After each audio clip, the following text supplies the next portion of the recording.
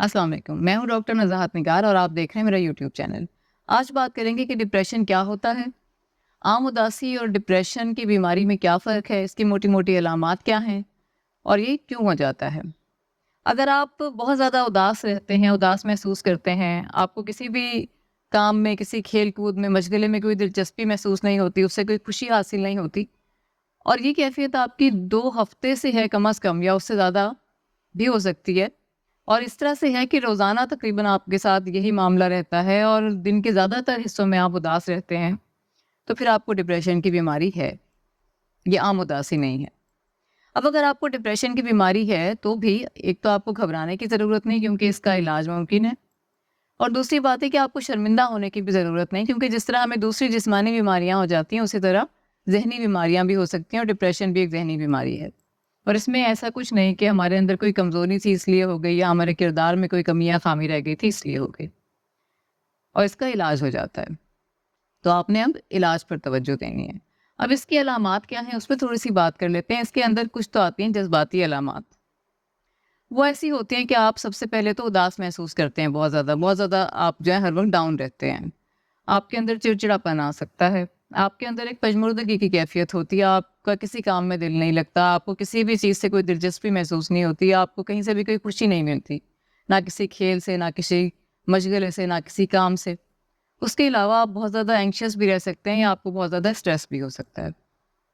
اس کے علاوہ اس میں ایسا ہوتا ہے کہ جسمانی علامات بھی آ جاتی ہیں۔ مثلا سب سے پہلے تو آپ کو ہر وقت بہت زیادہ تھکاوٹ محسوس ہونے لگتی ہے، آپ کا کوئی کام کرنے کو دل نہیں چاہتا، آپ کو لگتا ہے آپ میں ہمت ہی نہیں ہے کام کرنے کی، تو اکثر تو آپ کام شروع ہی نہیں کرتے۔ اگر آپ شروع کر بھی لیتے ہیں تو بار بار اسے روکتے رہتے ہیں، اور آپ کے اندر وہ جو موٹیویشن ہوتی ہے کام کو مکمل کرنے کی، وہ نہیں آتی۔ اچھا، اس کے علاوہ آپ کی نیند جو ہے وہ خراب ہو جاتی ہے، اس میں مسئلے آ جاتے ہیں، یا تو آپ لیٹے ہیں بہت دیر تک جاگتے رہتے ہیں، نیند آتی نہیں، اگر آ بھی جاتی ہے تو وہ بار بار کھلتی ہے، نیند کے مسائل آ جاتے ہیں۔ اس کے علاوہ جسم میں مختلف جگہوں پہ کہیں نہ کہیں درد ہو سکتا ہے، جس کی کوئی دوسری وجہ نہ ہو، کوئی جسمانی بیماری نہیں ہے، پھر بھی کبھی سر میں درد ہو رہا ہے، کبھی کمر میں درد ہو رہا ہے، کبھی ٹانگوں میں درد ہو رہا ہے، اس طرح کی علامات آ جاتی ہیں۔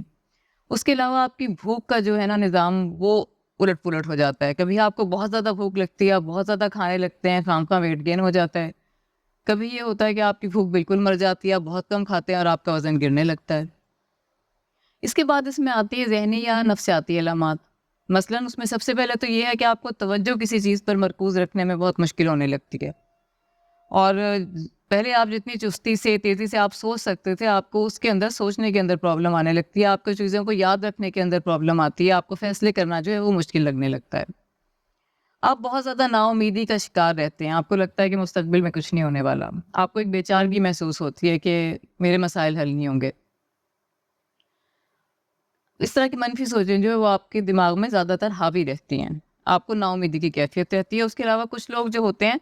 وہ اپنے اوپر بہت زیادہ نکتہ چینی کرنے لگتے ہیں کہ میں نے فلانے وقت میں ایسا کیوں کر دیا، میں نے فلانے وقت میں ایسا کیوں کہا، یہ فیصلہ کیوں کر لیا، گلٹ کا شکار ہو جاتے ہیں۔ یا پھر یہ ہوتا ہے کہ وہ اپنی اہمیت جو ہے اس سے بالکل انکاری ہو جاتے ہیں، سیلف ورتھ ان کی بالکل ختم ہو جاتی ہے، بہت کم رہ جاتی ہے۔ اور کچھ لوگ جو ہیں وہ تو زندگی سے اتنا مایوس ہو جاتے ہیں، ان کی سیلف ورتھ اتنی کم ہو جاتی ہے، وہ اپنے آپ سے اس طرح سے تنگ آنے کی کیفیت میں مبتلا ہو جاتے ہیں کہ وہ خود، ان کے ذہن میں یہ آنے لگتا ہے کہ وہ کیوں نہ اس زندگی کو کر دیں۔ یہ ایک شدید ترین علامت سمجھی جاتی ہے ڈپریشن کی۔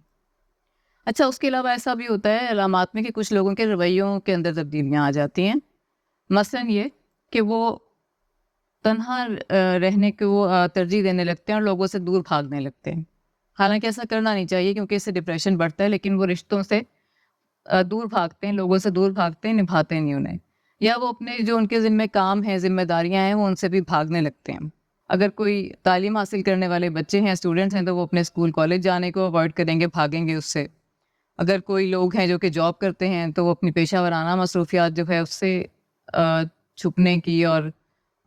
کوشش کریں گے کہ وہ وہاں سے بھاگنے کی کوشش کریں گے۔ اچھا، بات یہ ہے کہ یہ ساری علامات ضروری نہیں کہ آپ کو سب میں مل جائیں،